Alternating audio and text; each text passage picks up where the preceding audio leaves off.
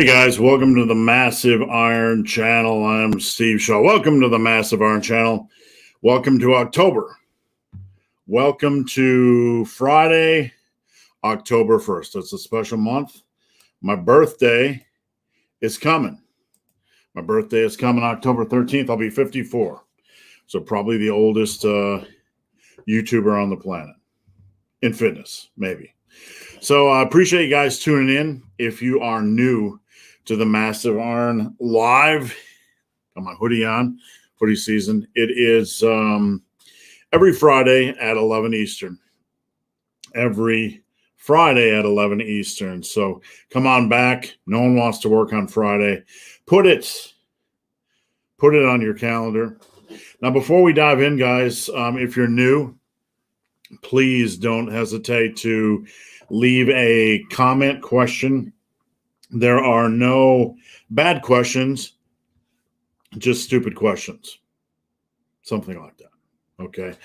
And invariably, every live, somebody's questions aren't being read. YouTube can be really fickle or really funny.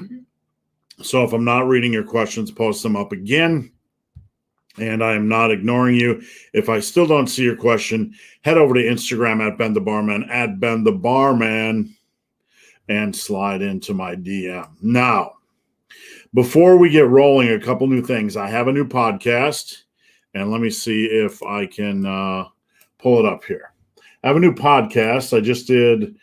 I have 2 episodes only, okay? But I just recorded. I have a whole lineup of individuals coming. I just recorded a podcast with Alpha Destiny yesterday. Okay, so if you look at my website, superlivingtoday.com, there is a podcast section, and you scroll down, and second episode was released this morning. But I got a whole lineup of people that are scheduled to be on. Alpha Destiny is going to be released probably either tonight or tomorrow. I got guys like Bud Jeffries, Strongman Bud Jeffries. Zubi is going to be on. I just talked to Zubi this morning via email, and he's looking to be on in November. So if you guys have anybody you want to be on the podcast, please let me know. I also have a new microphone. So let me know if the sound is okay. If you don't mind, just let me know if the sound is fine.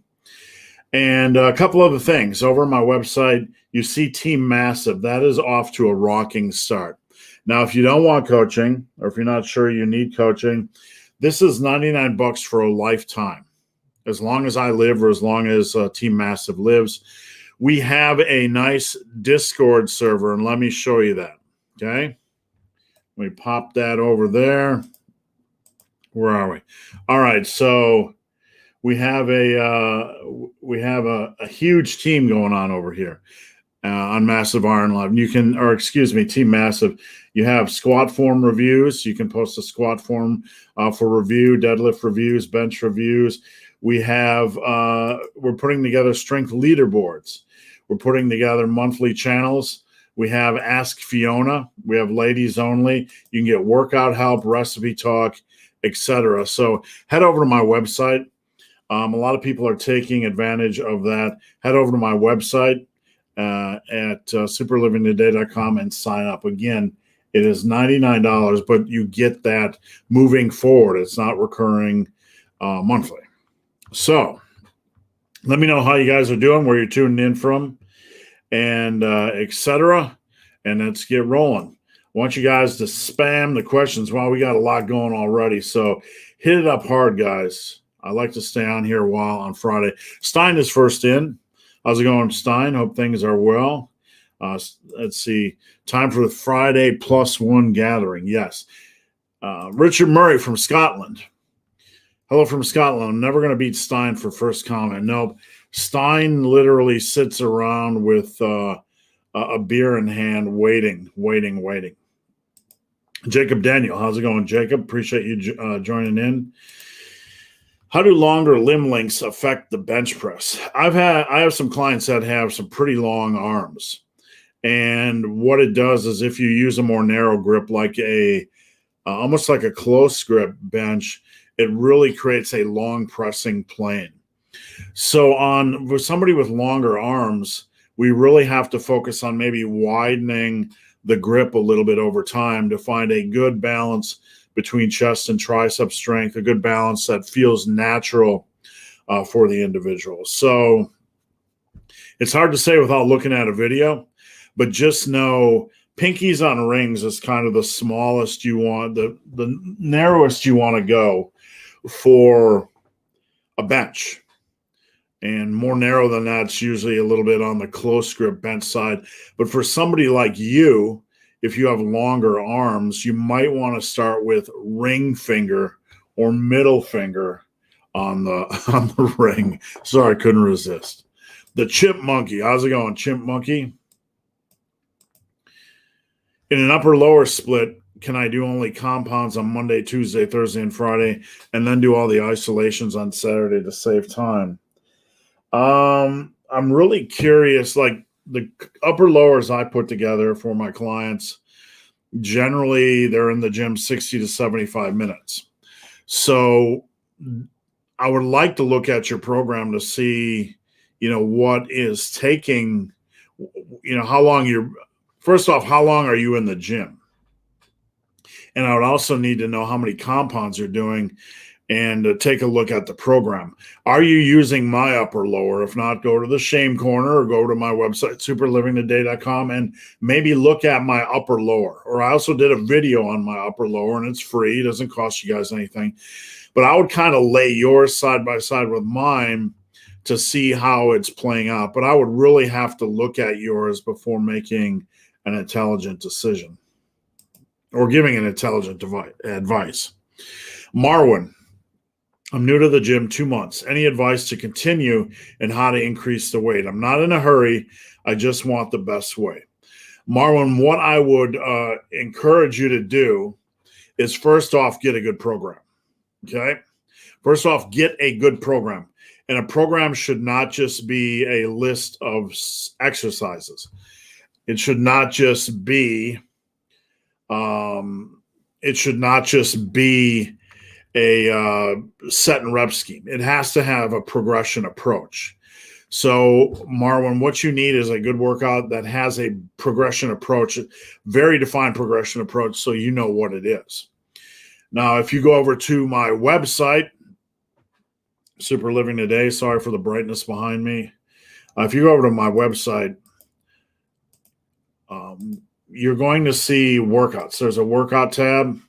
But more than that, if you go to the store and you go to ebooks and you see Massive Iron is basically a base building Bible. It's going to give you pillars that are going to equip you for success. And it's going to give you about 20 different workouts. The page over there has tons of reviews, stuff like that. So, Marwin, if you have a little bit extra, I would check that out. If not, check out some of my workouts. If not, I have tons of free stuff on YouTube. And what you want to do, again, is find a workout that has a defined progression approach that's not super minimal. Johnny Miles, what's going on, Johnny? Richard, loving Team Massive Iron. It's very motivational. Also, thanks for the great PDFs. You bet. When you join Team Massive Iron, you get a ton of free stuff, and you get 4 free PDFs, not just crap ones. Probably the 4 best I have. Johnny said, did you get a free T-shirt? Everything is shipping this weekend. Creatines, T-shirts, all that kind of stuff. I haven't had a chance because I've been working on the podcast, but everything will get shipped this weekend. How do you deal with meal prep? Leftover chicken sounds gross. Wow, good question. The first thing with meal prep, I find that if I put together recipes or meals I don't really like, by Wednesday I'm tired of eating them.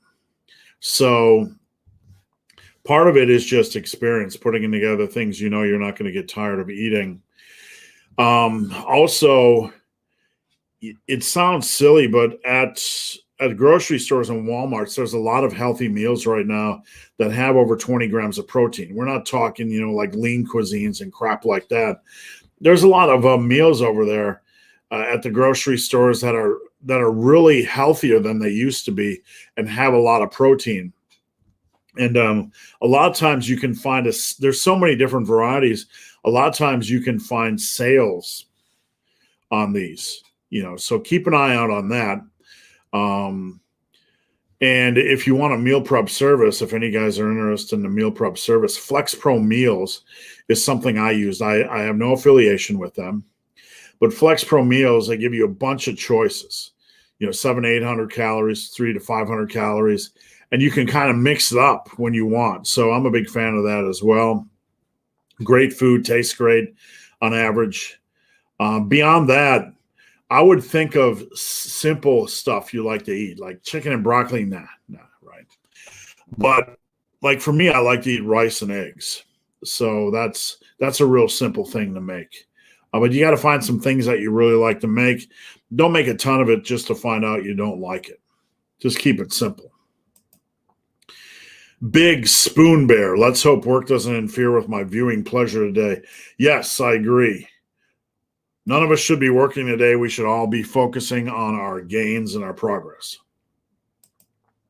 Richard, download the app, PDFs, and all the great content is all I need. Thank you, Richard, but I will be getting that out to you. Join Team Massive. It's already great and will only get better. Thank you, Stein. I appreciate you being on there. Giannis, what's your opinion on pin squats in general and high pin squats? Nothing against them. They shouldn't replace squats. They can be used as a secondary exercise. So I have no issues with that. One thing I would advise is to play around with height. Like, don't just say, I'm going to do one height and that's it. Play around with height a little bit. Find out what you like, what you don't like, and then maybe rotate a little bit your pin squats when you do that. But you should still have regular squatting as the bread and butter, and that should be kind of an accessory or assistance exercise. Martin, is 2 hands full of spinach in a fruit smoothie enough green intake for the day? I don't know, Martin. I mean, really what you want to do, I mean, the big micronutrient hitters are protein foods. I know in the nutritional world we live in now, everybody refers to superfoods as being veggies, but meat also provides a ton of great micronutrients. Beyond that, you want a couple fruits and veg each day. Spinach is a great option. And if you're putting it in a smoothie with some sort of fresh fruit, you already got a fruit and a veg for the day, right? So that's a pretty good start. Is it enough intake for the day? Well, it's hard to say not looking at your micronutrient profile, but what you basically want to do is look at things over the course of a week, like maybe varying your protein foods, fish,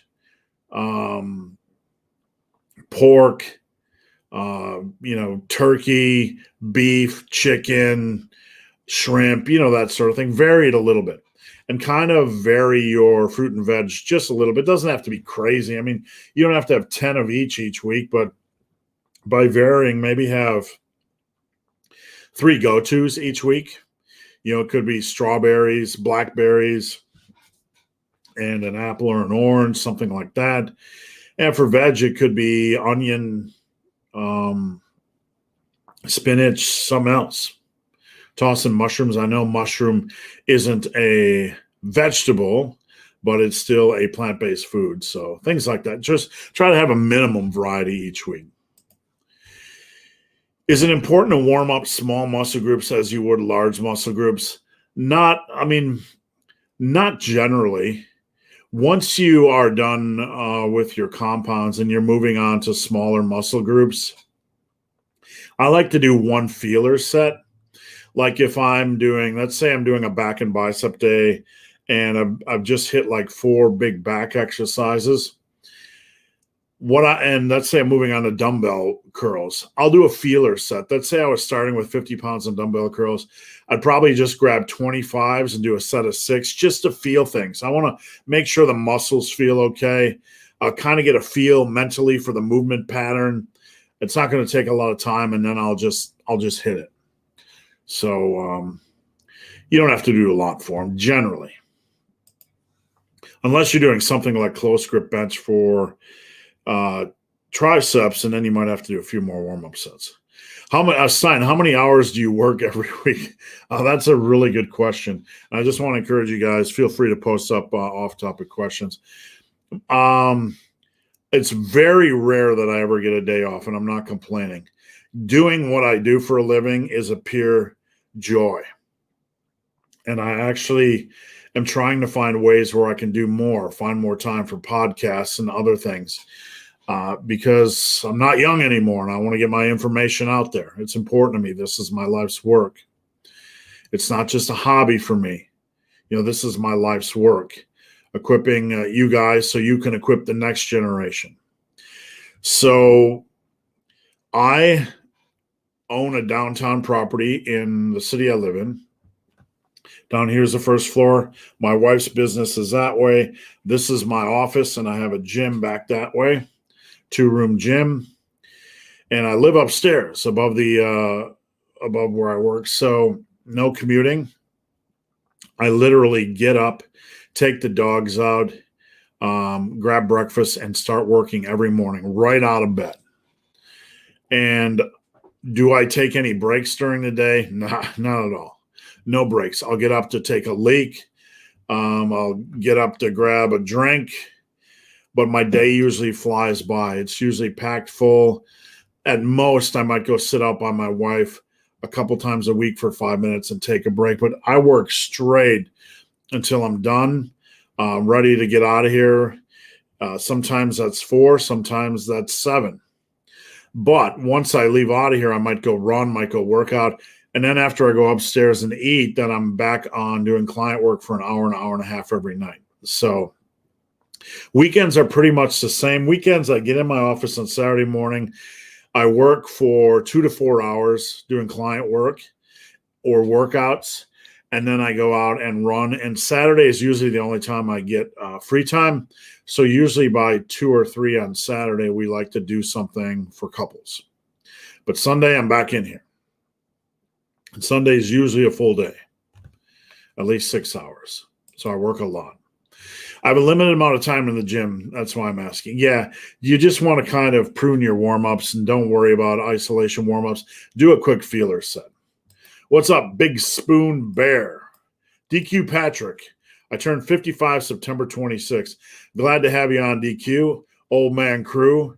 I hope you're still feeling good, feeling healthy and ready for the next 20 years. Scotty Mac. All right, big man, listening to you in the gym, waiting on a client coming in after my workout. Thank you. Appreciate you listening. And thanks, Johnny. Old man crew chiming in. It's good to have somebody on here that's older than me. After 1 year of training, I finally hit a 100-kilogram squat yesterday, but the size of my legs doesn't change much. Am I expecting too much? Mickey, this is something I've been talking a lot about recently.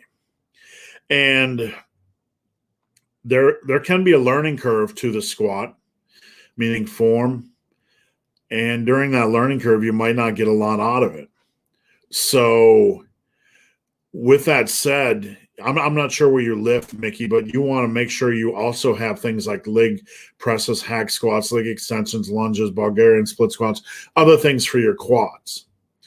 Because the squat alone can be very, very frustrating until you find that nice groove. It might not provide a lot of progress until you find that groove. Brandon, how was your weekend at the Barclay Fall Classic? Thanks for asking. Last weekend, or was it last weekend? Man, I'm losing track of time. Maybe 2 weekends ago. Yeah, 2 weekends ago.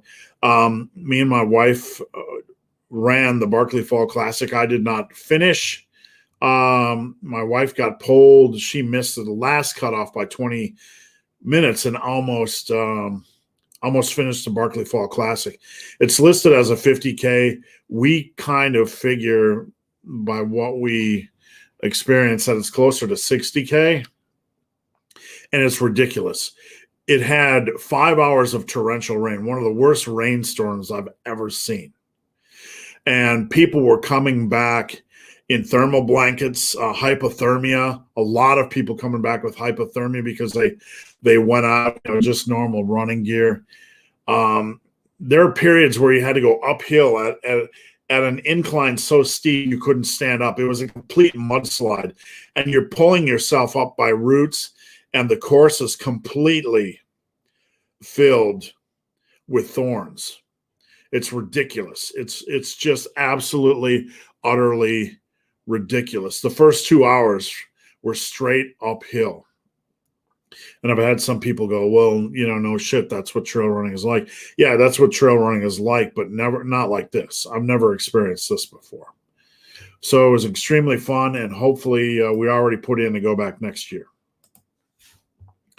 When will a man notice a decline in strength in the gym as he ages? That's a very good question.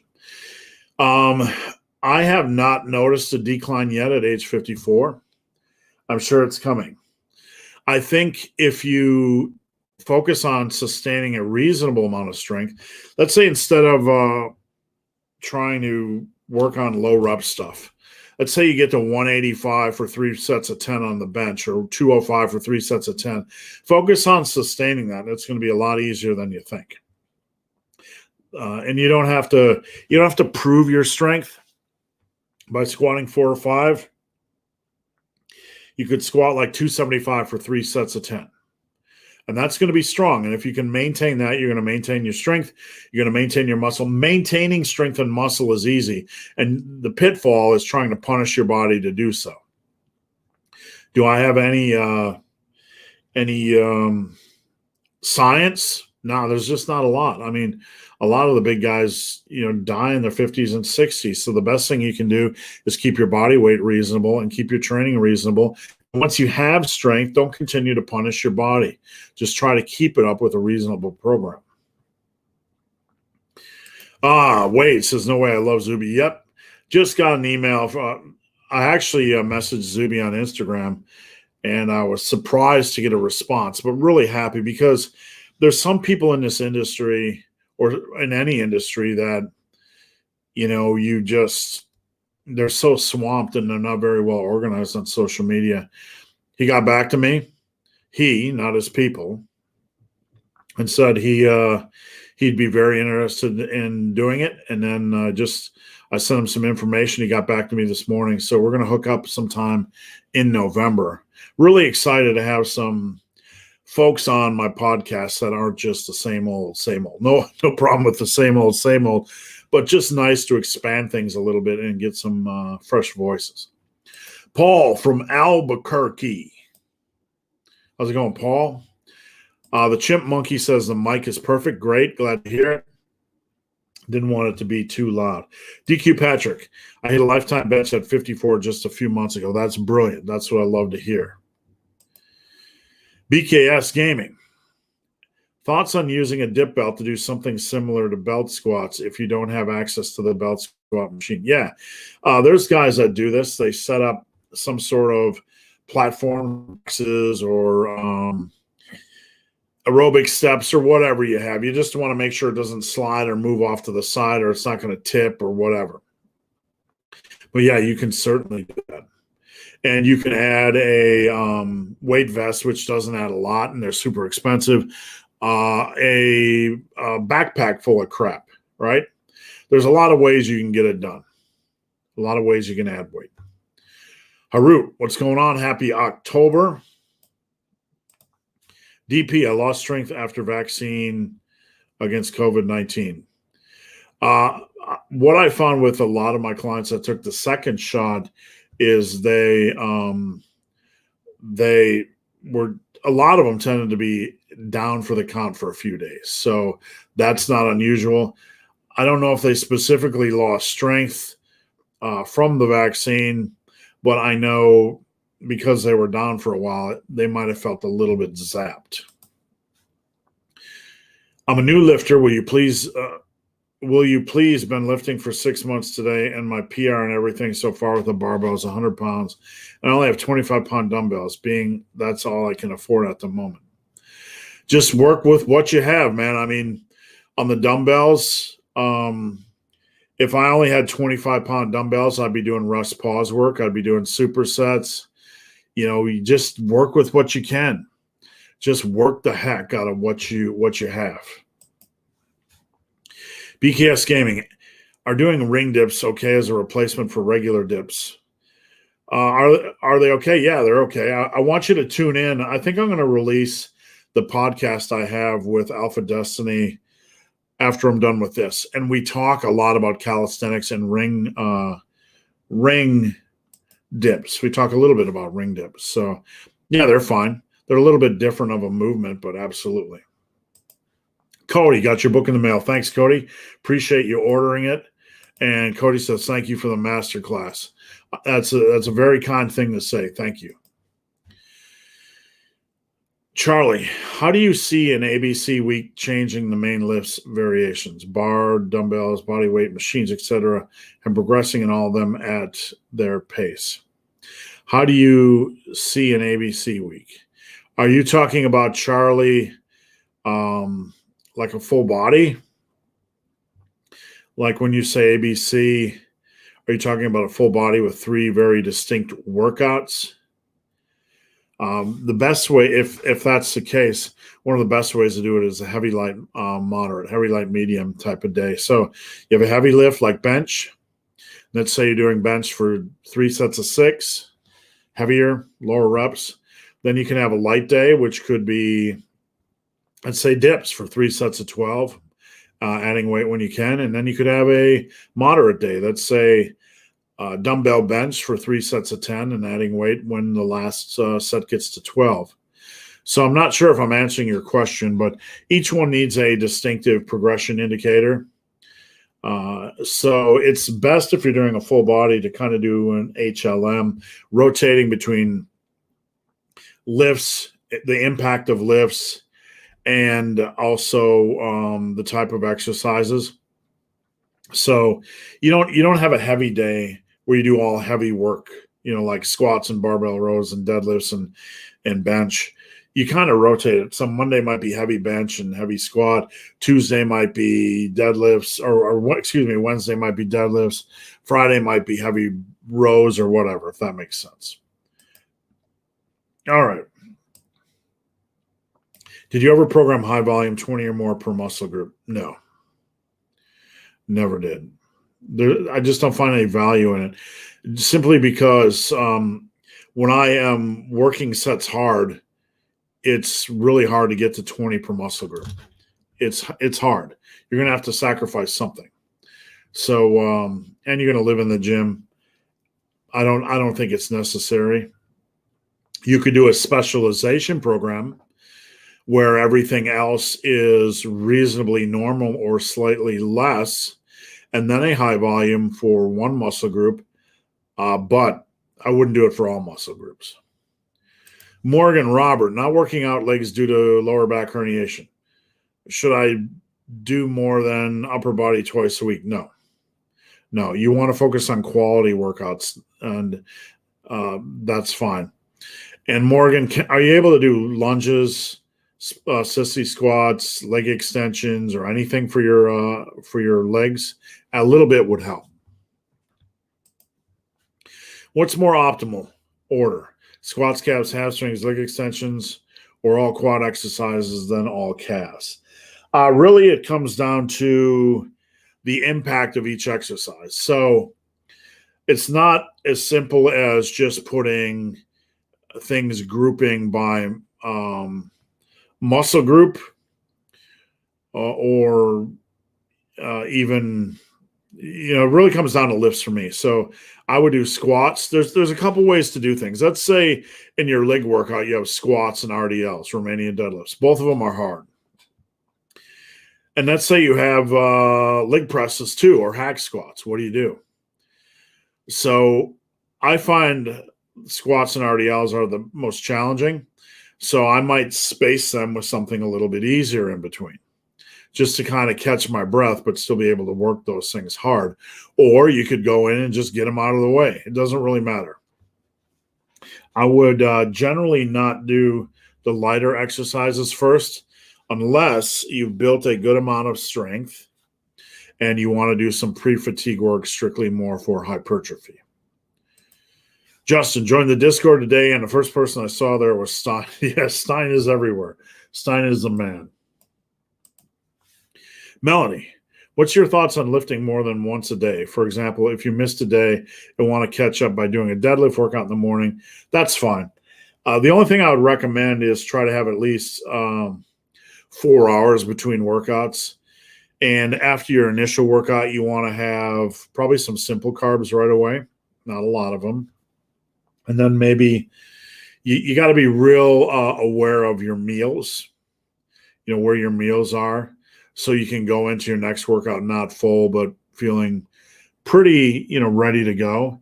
And if I'm going to do that, I would sit on my butt as much as possible. If you're working, sit, try to get active rest, try not to be walking around or doing a lot of crazy stuff. Bilal, Team Massive for the win.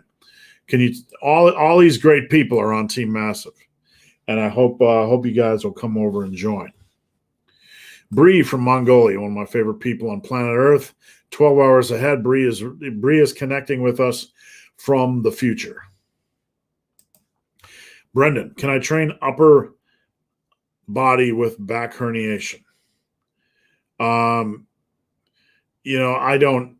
am not a doctor and I'm not an expert, and there's different degrees of herniation, different degrees of pain.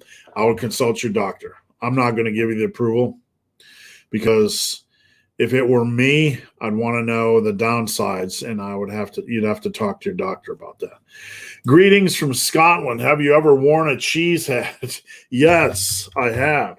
I am a cheesehead. I'm from Wisconsin, and the cheeseheads are part of our culture.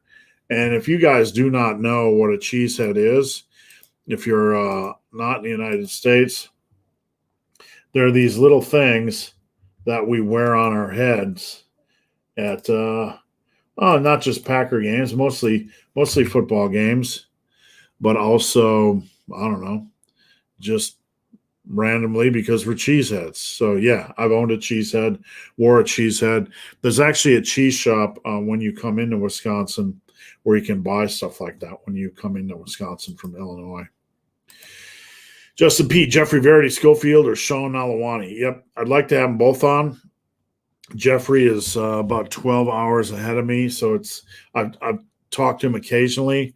It's harder to schedule him, but you guys can go over there and pressure him. Go over to his comments on his latest Instagram and say, do the Massive Iron podcast. We demand it. Pressure him a little bit. And Sean as well. I don't know if Sean does podcasts. I used to talk to Sean a little bit more than I have lately, but I definitely would like to have him on. Brendan, a dumbbell bench 110 for 10 reps. How long do you think it would take to press? There's two possibilities here, Brendan. That's pretty strong. And sometimes it can take years to get there, and sometimes it can take weeks. Once you've already built that kind of strength, I don't think you're too far away from 120s.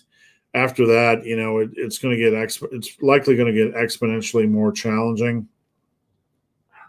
I mean, I stuck with 140s by 10, 150s by 10 forever. I just can't seem to progress. So the best way I could say is you're going to progress rapidly until you can't. And then when you can't, you're going to be pretty much like in grind mode. So I don't know, but just keep grinding and don't get frustrated if you hit that wall. All right, guys, keep the questions coming. We are 34 minutes in. Head over to my website, superlivingtoday.com. Join Team Massive for only $99. You get a ton of free stuff. My Massive Iron PDF, it's a book. Muscle and Brawn PDF, my bench press course, power muscle block course, all kinds of free stuff. You get a form check per exercise per week, all kinds of good stuff for $99. BKS Gaming, should I stick to pull-ups and chin-ups if the lat pull-down machine have access to the starting position is my elbows level with my shoulders? That's pretty ganky right there. I probably would not do that. So I would probably stick to pull-ups and chin-ups, and don't undervalue something like the inverted row. In the podcast I'm about to release with Alpha Destiny, we talk about the inverted row, and that's a very valuable exercise. So I would not rule that out of the equation. For back day, is it okay to do 3 sets of wide grip pull-ups, then 3 sets of close grip chin-ups, or is that too much chin-up volume? For those of you keeping score at home, a chin-up is with your palms facing. That's a lot of vertical pulling for one workout. Can it be done? Yeah. But you got to make sure you're squeezing in your horizontal pulling as well. You got to make sure you're getting in your rows, dumbbell rows, barbell rows, seated cable rows, machine rows, something. You need a good selection of rows. So make sure they're in there. Excuse me. Will Sean, meant to put it in with the other messages, but I work out consistently every other day. Any place you recommend getting a replacement cable for a pulley system? Good question. I'm pretty sure Amazon has them, and I would check with the companies that make them because I'm sure they have some lying around, and even companies that distribute them like Titan Fitness. But I would check with the manufacturer, because if Amazon doesn't have it, check eBay. And beyond that, I would check with somebody that distributes like Titan Fitness. Dude, got the go-ahead from the wife knowing you can work with the injury. Fully stoked. Great. Awesome, man. I appreciate it. I'm looking forward to working with you. Jim Morrison from The Doors. What's a reasonable weight for someone who is 6'3", who lifts regularly? Well, you got a couple things to consider. Men who are over the age or over the weight of 250 tend to lose 7 to 10 years off their life, depending on what their weight is, just from their heart carrying around that extra weight. So you will kind of want to make sure your weight is under 250. Now, tall guys are like, hey, I'm taller. I can carry around more weight. Sorry, no, you can't. If you look at the science, and there's studies on tall guys, they don't live as long. Why? Because their heart has to carry around more weight. So bottom line is, for men, if you want to be healthy and do what you can to maximize longevity, you probably shouldn't be over 240. Okay? So beyond that, Jay Morrison, it really comes down to where you like to be. Some guys like to be beefier, 230 pounds, and look more solid and have 20% body fat. So it really comes down to where you like to be between, like 190 and 230. Rafael, Zubi broke the women's deadlift world record in one try. What a spectacular day in deadlifting history that was. And what's your thoughts on snatch grip deadlift for upper back hypertrophy? So the snatch grip deadlift, nothing against it. Nothing at all. Is it a great upper back exercise? I would say no. Is it a replacement for the deadlift?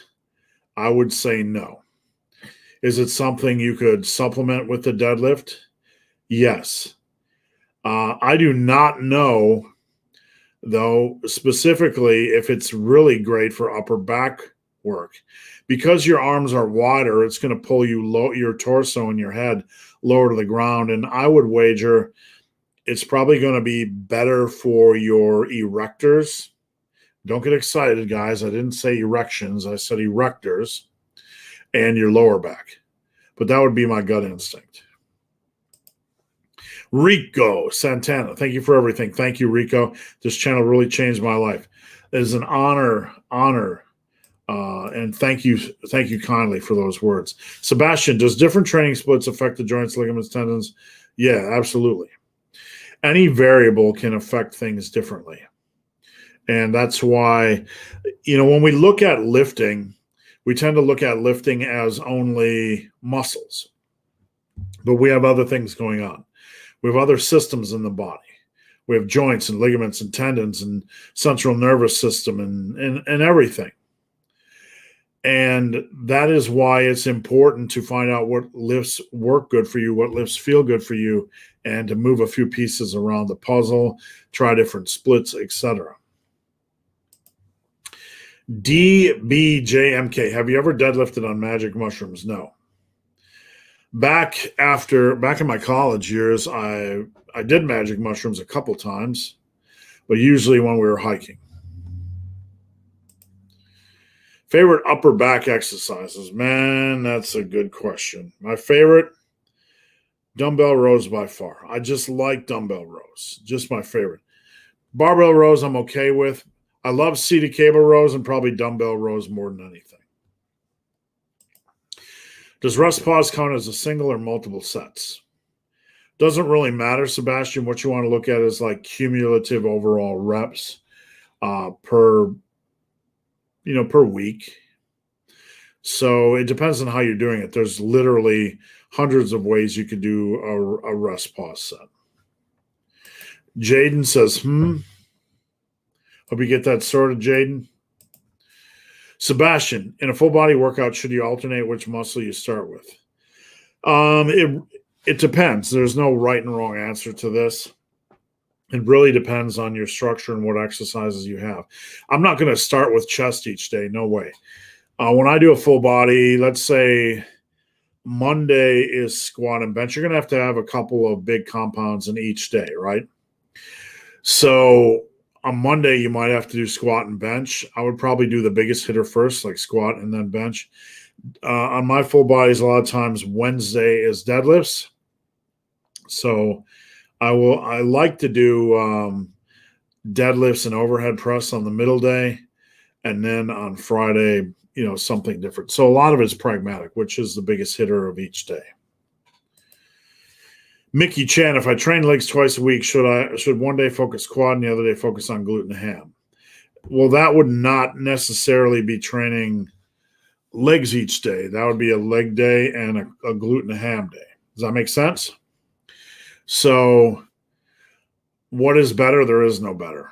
It's all pragmatic and what works for you. As far as the science goes, there is no better. It's all about weekly volume. So really what works out better for you pragmatically. How much of a difference does creatine make? Well, creatine is probably the most scientifically, extensively studied muscle building supplement in the industry.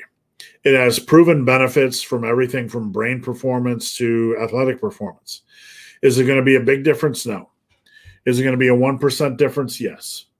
Is that going to really play out hugely over time? No, probably not. But if you're serious about lifting and trying to get the most out of everything, there's days when you feel like crap, and a little extra nudge isn't a bad thing. And for the cost that, of creatine, there's really no downside. What's better, completing a full 3x10 or picking a weight that I go all out on and get like 10, then 7, then 6? What is better? Well, it is probably, this is complex because there's a lot of variables going on, but it is probably better to start with maximizing your sets. But then as you gain strength, maximizing every set can beat you up a little bit more. So a 3x10, you could do the last set max reps. Is there a better? No, not really. They're both good ways. They're both good approaches. Over time, if you train consistently, it's not really going to matter. You might need a change. You might find that doing 3 sets all out is too much. And when that happens, just evolve your training a little bit. Have Jeffrey stay up late for optimal gains. Johnny Candido and Lay Norton have videos on back injuries for recovery, but everyone's injury is different. I'm not recommending doing anything.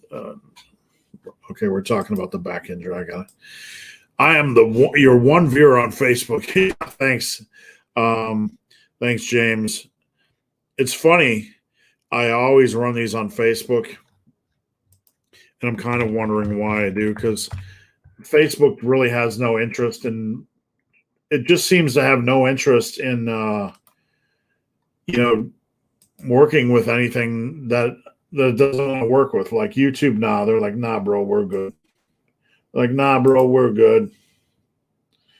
So I don't know. Facebook's funny. I don't even know why I bother to run it on Facebook.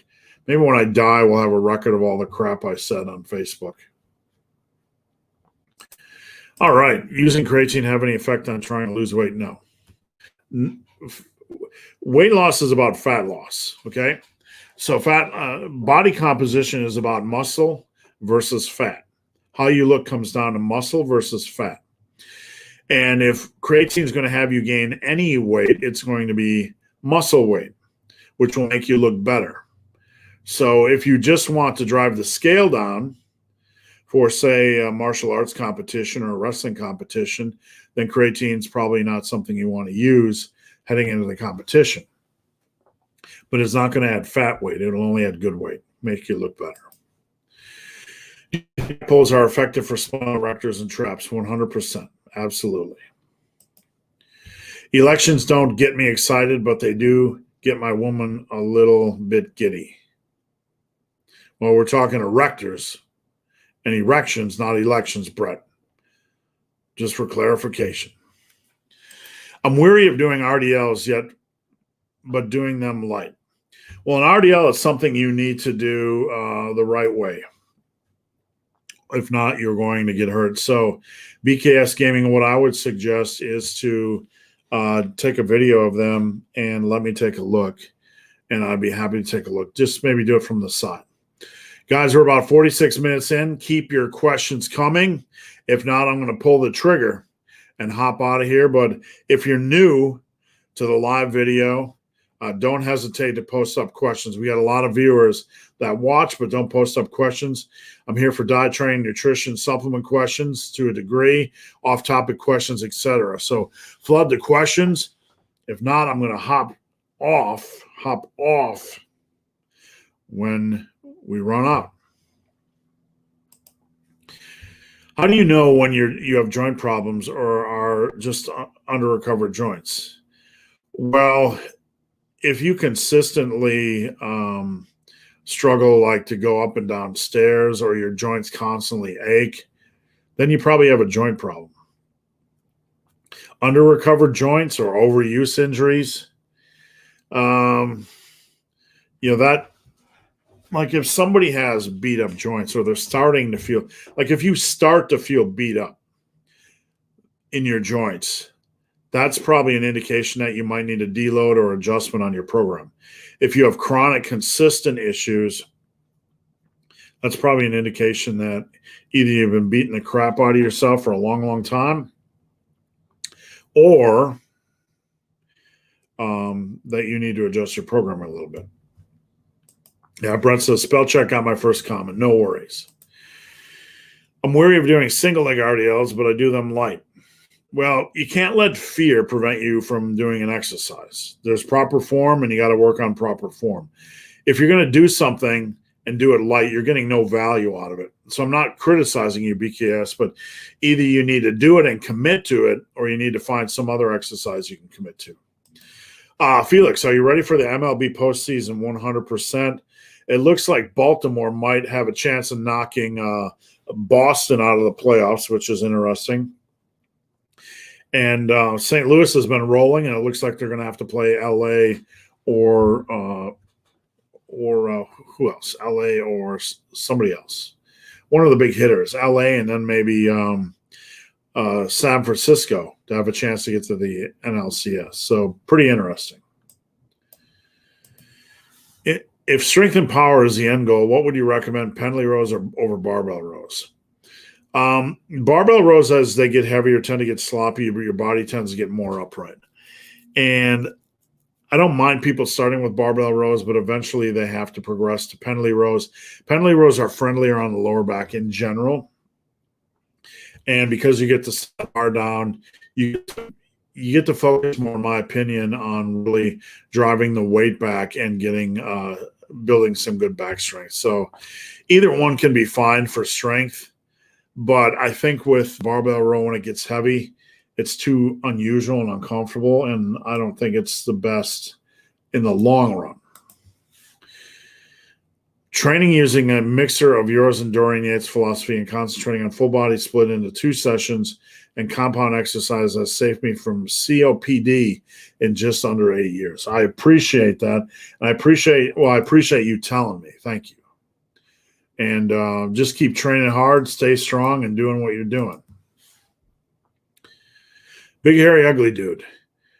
Would choose a Ferrari or a Lamborghini once you make your millions? There's something in the equation that I would choose. I'll show you. Hold tight. And I want to see what you guys think. What would you choose for your dream car if you could? So I'm going to show you mine. It's neither a Ferrari or a Lamborghini. And you can hate on me if you want. Let me just mute this so I don't want to make sure I don't get any hold on, we're almost there. We're almost there if it'll load. Post up what your dream car would be, okay? I'm probably looking at the Lotus Evora, if I could fit in it. All right, this is a Lotus Evora. See what I'm saying? Back in the day when I was selling cars, I got to drive a Lotus Esprit, and pretty sharp car, right? Pretty sharp car. And I think I would kind of lean towards the Evora. It's just a little 100,000, a little over 100,000. Easy monthly installments, right? But I don't know. I'd take that to the Quickie Mart, through the drive-through, to get my McDoubles. All right, what do we got here? Brett, just want to say thank you. Thank you, Brett. I appreciate it. I really appreciate everybody tuning in. Shabit, or Shabhit. Sorry, I read that like the Hobbit. Sorry. 10 versus 13, or 13 versus 10 millimeter powerlifting belt. 10 millimeter all the way. Get a 10 millimeter single prong, custom made. It'll last you a long time. It's easier to get on than double prong, and you really don't need 13. A 10 will be all you will ever need. I'm sure somebody out there tells you to get a 13, but I'd just get a 10. So now, how often should I change my workout program? There's no urgent need to change anything. You don't ever need to change anything. What's more important, Sanat, is to evolve your programming based on needs. So what do I mean? You're in the gym and you're doing barbell rows, and you get up you're climbing the ladder using 10 rep sets, and you realize it's too much stress. I prefer 8 rep sets. So you evolve to 8 rep sets. And then over time, as you get stronger, you find they beat up your back. So you move to pendley rows. Evolving your training has value in the long run. You're changing your training to fit your body and your needs and your likes and whatnot. Jumping from one program to the next, there's no shocking your muscles, okay? That's nonsense. It's not required. It's not going to help anything at all. All you're doing is jumping to a different program with the same exercises. Repeat. All you're doing is jumping to the same program with basically the same exercises. You can jump to a different program when you kind of get bored of the same program. That's certainly fine. Some people will say, if you get bored of your program, you don't have what it takes. Bullshit. If you train long enough, you're going to want to do something different and play around. That's okay. The twin study, try intermittent fasting mixed with keto for a few months. Long-term goal of lowering blood pressure.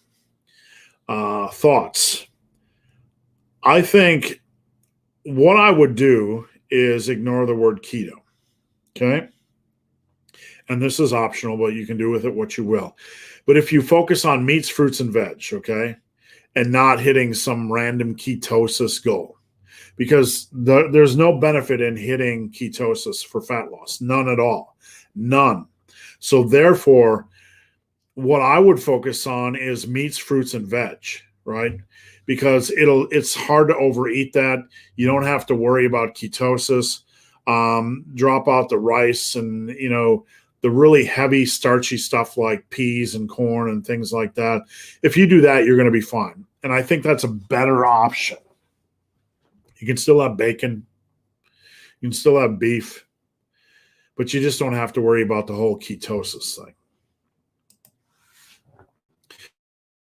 Calorie, high dense snacks. My favorite, if you like tomatoes, and guys, post up your questions. Keep them coming.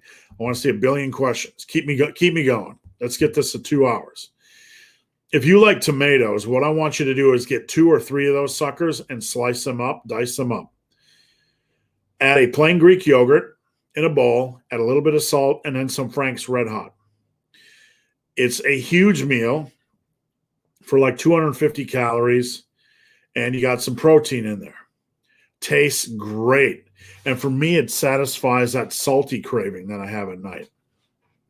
So that's one thing. That's one of my favorite things. As far as other snacks, you can take a low calorie, low sugar, low fat, whatever it is, Jell-O pudding, add in a scoop of whey and a bunch of berries. And all of a sudden like strawberries and blackberries and whatever berries you like, dingleberries, right? You can add in a lot of berries, and that's filling as well. So those are 2 good late night snacks that are super, super high calorie or super food dense, and they kind of hit that sweet and salty. We're up to 89 viewers at the same time. I appreciate you guys joining me. If you're new, please post up a question. I'd love to hear from you. Let's see. I want a horse as my dream car. Yeah, I'm right there with you, buddy. I mean, we're looking at paying off our property in a couple of years, and I'm looking at either Scotland or Wyoming or both. Having a house in both. Nothing fancy. I'm not Donald Trump. I'm not Gregory Doucette. I'd be fine with a little bit of a cabin and just some free space. Terrence, morning massive iron. Morning, Terrence. Audi TT fully customized. And Brett says, nice car. Yep. Lotus is a fine car, but you might be a little too big for it. Yeah, that's my fear, Rafael. That's my fear. Jeff says Audi R8 V10. That sounds like a winner. Stein takes the plates off the bars. I guarantee it will fly up. All right. Do I need to do more rows than horizontal presses to stay injury free? This is something that's preached a lot. You need to do more rows than presses. And it's not that simple, right? The back can take a lot of punishment. So you want to work the back appropriately. So with that said, I wouldn't overcomplicate things. It's more important to focus on taking care of your body and evolving your program. You don't want more chest work than back work. Let's put it that way. If so, you're probably underworking back. So it's not as simple as that. It's just not as simple. And double the volume? No, you don't need to double the volume of back work over chest work. That's not pragmatic. It's not practical. And it's really in the real world. That's not going to prevent injuries. I've never had shoulder girdle injuries. The biggest thing that contributes to shoulder girdle injuries is going to be bad benching.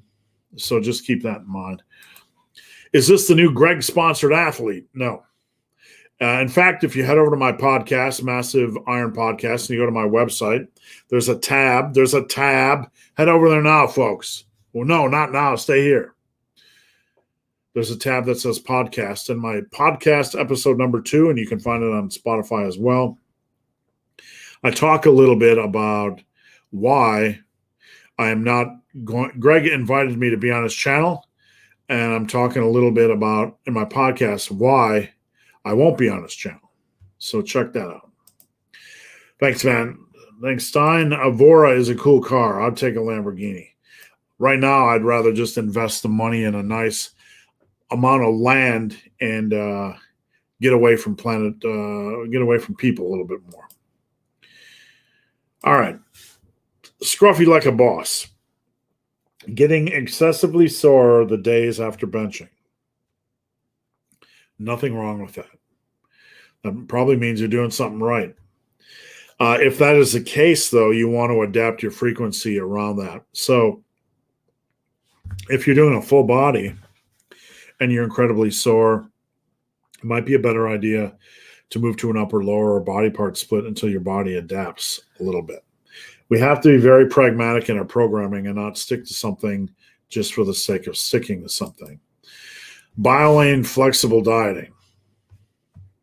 I don't know what he advocates, to be honest with you. Richard, squat has improved after watching one of your videos. I had soft hips. That's good. If anybody is curious, what are soft hips? When you watch somebody come up out of the hole on the squat, are their hips just kind of hanging back and loose and soft, or are they driving their hips forward to work that lockout? One thing you want to focus on, you don't have to over-focus on this, but you want to use the hips to help you drive that lockout. So when you're about halfway up out of the hole, you want to be focusing on driving your hips forward.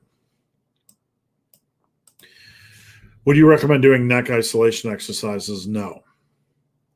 You only get so many hours in the gym each week, and you're going to have to progressive overload like a freak to get anything out of neck exercises. And the question is, or the issue is, if you never do neck exercises and you just use progressive overload, your neck's going to grow naturally anyway. 99.9999% of lifters I've ever met, basically everyone, but there might be somebody I didn't meet, have bigger necks and they never work their neck directly. Necks and forearms generally grow just because of work. And you generally don't have to work them. You only get so much time in the gym. You know, if you want to work them, that's fine, but you have to work them like, I don't want to work my neck hard. I don't want to have to work my neck hard. Skip, can you explain the difference between rest pause and Mao sets? I'm no idea what Mao sets are. Rest pause is you beat a muscle down, and then before it gets a chance to fully recover, you start doing more work. So you could say do a bench for max reps and you're close to failure at 10, so you stop it. You relax, rack, wait 20 seconds, and then you go and do more. That's rest pause. You don't get full recovery. And what that does is when you go and do more work, you're doing it with the muscle pre-fatigued. Like the early reps in a set generally are pretty easy because the muscle's not being worked as hard. So rest pause beats a muscle down, and then before it gets a chance to recover, it keeps pushing it down. Bill, I got about 6 to 7 weeks before it's get rip time again. When doing so, how long should you push for progression? When you are in the, it depends on how long you're going to cut. If it's a month, I would probably use a month as a desensitization period and not push for progression. I'd probably push for status quo. And I probably wouldn't do any drop sets, supersets, rest pause, any extra stuff during that month-long period. If you're going to go longer than a month, you could push mildly for progressive overload, knowing that there's a good chance you're going to lose strength on some lifts, but nothing, don't worry about whether you lose a little strength or you maintain strength or whatever on a cut. It'll come back. And just remember the main focus of the cut and just, sell yourself out to it. Rafael, have you tried lupini beans? I actually Googled that when I saw the question, because I want to make sure it wasn't anything, that was adult. I wasn't sure if I was being scammed or tricked. No, I never heard of lupini beans. It says they are the yellow legume seeds of the genus Lupinus. Never heard of them. I've never seen them in the stores that I'm aware of. Brett, BHUD, I'm in Wyoming. Plenty of cabins for mountaintops. Sounds perfect. That's what I need, space. While supplementing with creatine, do you recommend taking breaks? No. Creatine is best used for long periods of time. And that's when you're going to get the most out of it. I mean, do you need to take a break after a year? No. you can't really take a break unless there's creatine in the protein foods we eat. So you can't really truly take a break from it. There's no benefit to taking a break from it. If you just want to stop taking supplements for a month, just to have a mental break from that, that's probably the only benefit, but there's no reason to stop it. Thoughts on back off sets for volume after low rep sets. That's one of the ways I work with a lot of my clients on the big sets. We do a heavier set and then we do back off sets. When I was at my strongest, this is a method I use for squats and deads and bench. On bench, I would work up to 365 or 405 for reps, back off to 315 for max reps, back off to 275 for max reps, back off to 225 for max reps. Last meal, if on death row, crime of passion, I'm sure. Whew. Last meal, probably a pizza. Marco's Pizza and a bunch of wings, and a lot of beer. A lot of beer. Would skull crushers help with my elbow tendonitis? The only thing that's really going to help with your elbow tendonitis is generally created by a lot of gripping. Like they call it tennis elbow. Why? Because the tennis players are gripping and gripping and gripping and gripping. And you generally pick up tennis elbow from all the gripping on pull days. So what's going to help is getting yourself a set of VersaGrip Pros and taking some of the stress off your grip. Rob, if I can't hit the same amount of reps with a certain weight for each set, no. There's no value in lightening the load. There's only value if you can't hit the same amount of reps, like your weaker one workout, you don't go lighter. You attack next workout. There's like, let's say you do 185 by 10 on bench and you move up to 190, you can only hit 6 and you panic, I can't hit the same rep range. Should I go lighter? No. You stay at that weight and you fight up in reps. First you fight up and you move up in weight, then you move up in reps and you continue that cycle. Danielle, is gaining 10 pounds a month on my bench working sets a realistic expectation? For an intermediate, no. For an intermediate, 5 would be good. But it really depends on where you're at. I don't like titles. An intermediate, you might not be a true intermediate. You could be an early intermediate. As an intermediate, no. That's rapid pace. If you could start your training life over, would you do heavy lifting again, or would you put a greater emphasis on running? If I had to do it all over again, this is not the answer you're probably expecting, but if I had to do it all over again, I'd strength train, do running, and really push baseball because I was a really good hitter. And I went to a college without a baseball program and played basketball. So if I had to do it all over again, I'd probably try to play college baseball. I was a really good hitter. Not a great hitter, good hitter. But what I found after college was after I added all the strength, I was very fast. My speed went up, my vertical leap went up, and I could crush the living shit out of a baseball. So if I had to go back in time, I'd like to see what I could do. Do you like microloading? Do you do microloading? I've tried it in the past. I don't know. There are some exercises where it makes sense. But look, if you're looking at like a side lateral raise and you start with 25 pounds and then after 20 years you're at 40 pounds, right? You're going to get there with and without microloading. And it's an exercise that doesn't have a wide progression opportunity. So it's not really going to matter either way. So it really comes down to personal preference. Pain in one hip while squatting deep. No pain while lunging. Pain starts at the end of motion.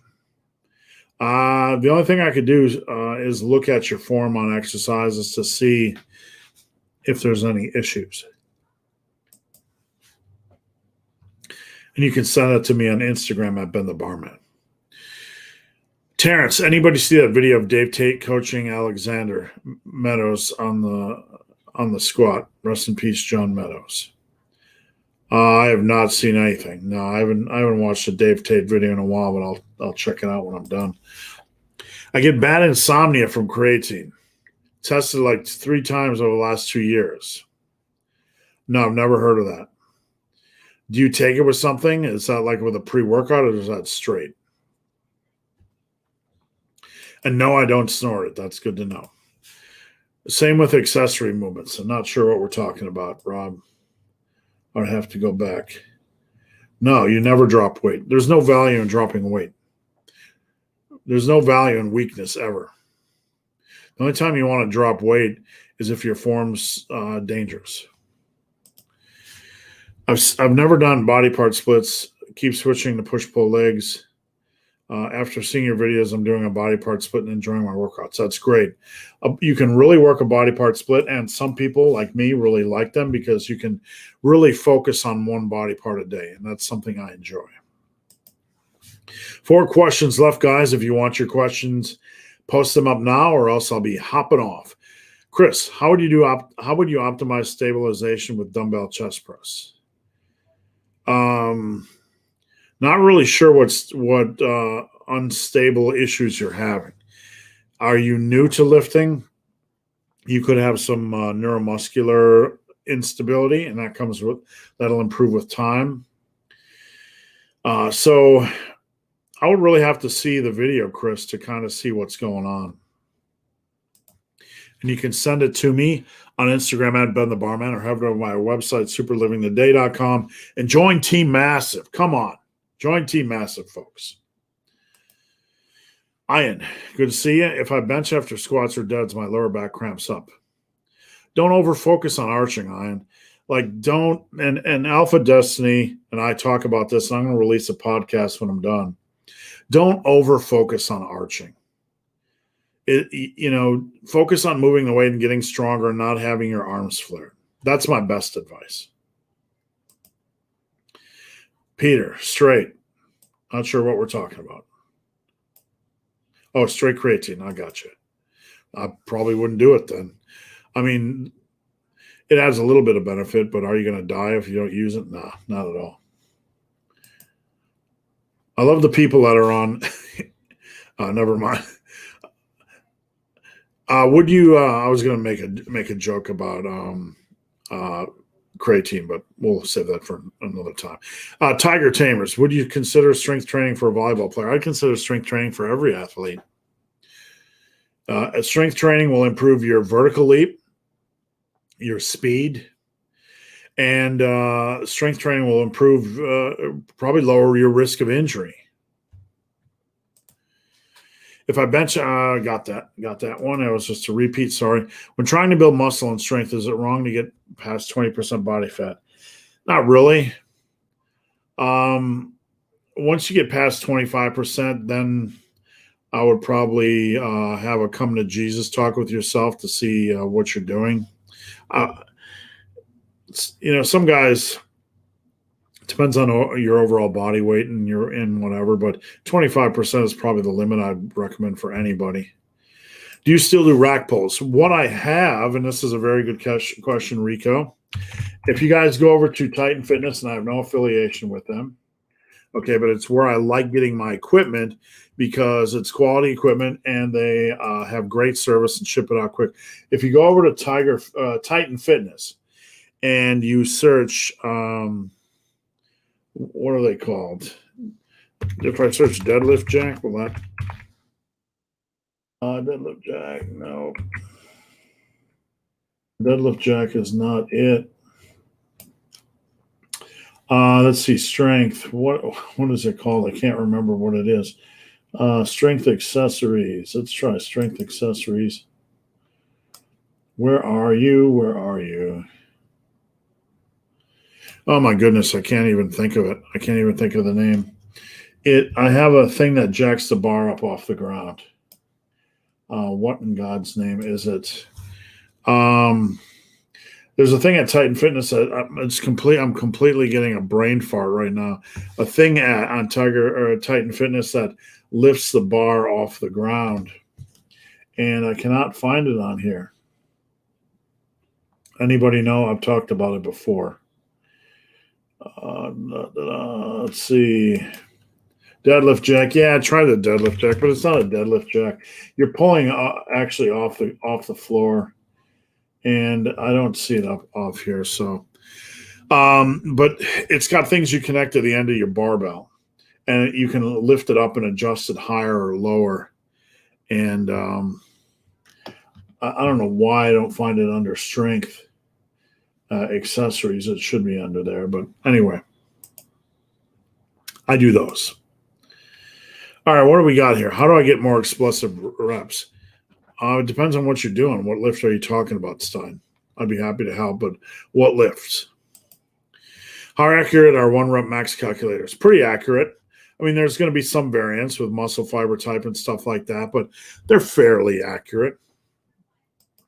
V-Shred on podcast. That would be deadlift blocks. Was that it? V-Shred on a podcast. I don't think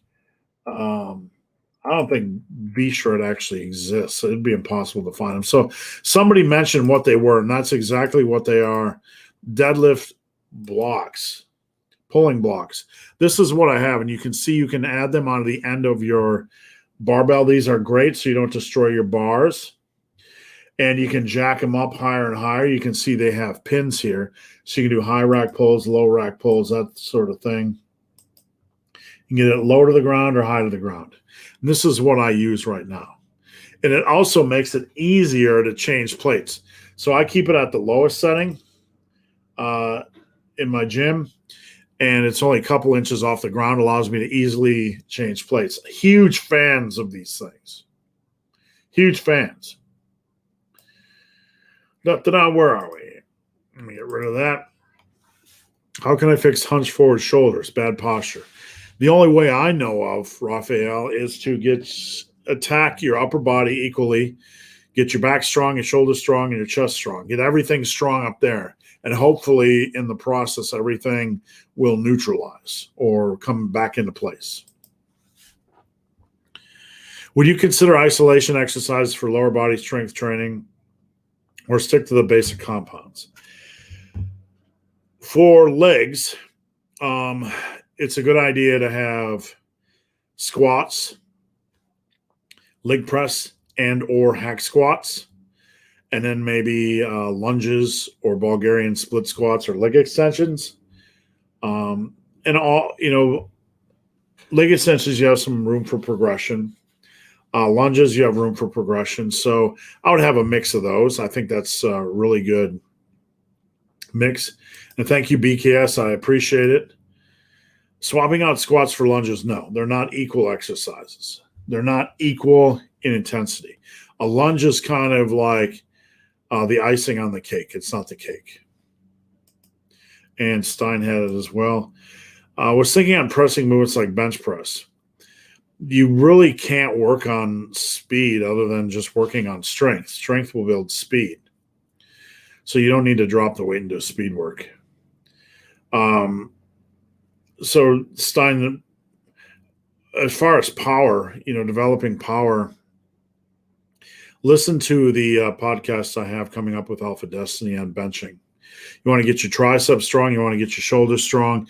You want to get your bench strong using a variety of a few different types of pressing exercises. Do you believe in training with your muscle fiber type? Nah, too much bullshit. Too much wizardry. Like any of us know specifically what muscle fiber type we have. Too much bullshit. Just use conventional training and get strong. Do face pulls help with rounded shoulders? That's like spitting in a bathtub. I know we like to say they do, but rows will help a lot more than face pulls. Favorite hammy exercises? Let me see if I can find it for you guys, so be patient. And in the meantime, if you want to post up a question. Let's see. Glute ham raise on back extension. I'm searching YouTube. Like doing, I don't think I can find it right now. Is this it? Is this guy doing it?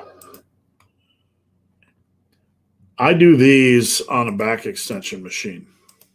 If your gym has a back extension machine, I go all the way down like that, and then I go up like that. That's what I do on back extension machines. I find that easier than right. If you have a glute ham raise, you can do that as well.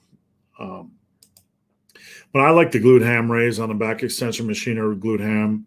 Leg curls always feel weird to me. I still do heavy RDLs, but that's probably my favorite. Skull destroyers don't hurt, but skull crushers do. Any idea why? Well, we tend to go too heavy on skull crushers. And skull crushers, we tend to go down here. It's better to let it rotate towards the top of your head and get rotation and extension. And when you're locking out, you want to kind of push your elbows together. One thing we do as well is when we're doing a skull crusher or skull destroyer, we try to keep our elbows in. It's okay to let the elbows naturally rotate out. So that's one reason. Why do you think natural bodybuilding is not looked at as significantly as decades ago? I think it is in the general culture. We just don't call it natural bodybuilding in the general culture. There is a huge appreciation for guys that are natural that look good.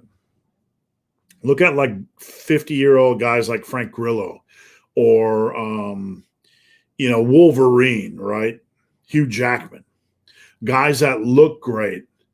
That aren't, you're going to say, well, they might be taking something, but you know what I mean. There's a huge appreciation outside of the stage for guys that are lean and jacked. So the sport to me is boring.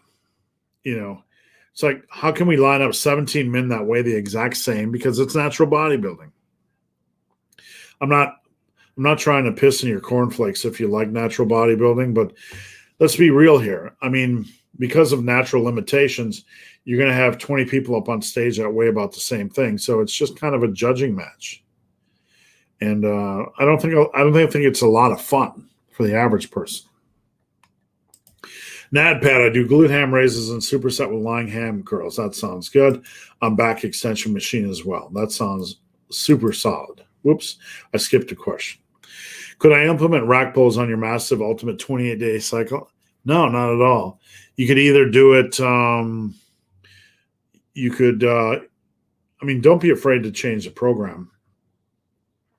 You could do it, do a couple after. Look, on that program, I don't know. That program is very specific, right? So the only way I would do rack pulls is to swap them instead of deadlifts, if that makes sense. Who do you think has the best genetics for natural bodybuilding? I'm fed up with people talking about pro bodybuilders. They look horrible. Well, I would agree. A lot of the pro bodybuilders, I don't like the bloated, 280-pound look, gorged with drugs. No offense to anybody that does. As far as genetics, I don't know, Adam. I don't really follow it. I don't really follow the sport. And I'm not against the sport. I just don't follow it and I'm not educated enough to comment. If I'm able to work out 3 days with 2 upper body days and 1 leg day, be fine. Absolutely. I think you'll enjoy that more than a full body workout. That's my gut. You recommend push-pull legs rather than full body? Not necessarily. It's case by case. I do full body 3 times a week, and I'm always sore after a workout. That's fine. There are some, if you're younger, push-pull legs can work better, and I think you could get a lot out of it, 4 or 5 days a week. All right, guys, that is it. I'm out of here. Before I go, I want you guys to head over to my website, superlivingtheday.com. I appreciate your support. I want you to get on board. I want you to go to my website, and I want you to click on coaching, and I want you to sign up for coaching right here, $80 a month. For $80 a month, I talk to you every single day. You can send form videos every single day. I do your workout. I do your diet, your nutrition, everything, every single day. And if you do this, you also get Team Massive for the rest of your life. So once your coaching is done, it's not an additional charge. You can stay on Team Massive for the rest of your life and still get help once you leave coaching. If you don't want coaching, click the Team Massive button. For $99, you get a ton of features. Look at all these features. A ton of features, including, and this is for life, 4 free PDF ebooks, Massive Iron, Muscle and Bone Archives, blah, blah, blah. Form checks weekly. You can upgrade to coaching. You get a first month free. And before I go, guys, I'm about to release the podcast with Alpha Destiny. So look for that in about 30 minutes. I'm going to go take a leak, stretch my legs, and I'll be posting that shortly. So let's see. What do we got here? We got a few, what I meant was scientific materials, textbooks. Would you go running with Dad? I'd run with anybody. When is the next podcast coming? About 30 minutes. Stay tuned. Thank you. And thanks, big, hairy, handsome dude. Thank you. All right, guys, I'm out of here. See you next time.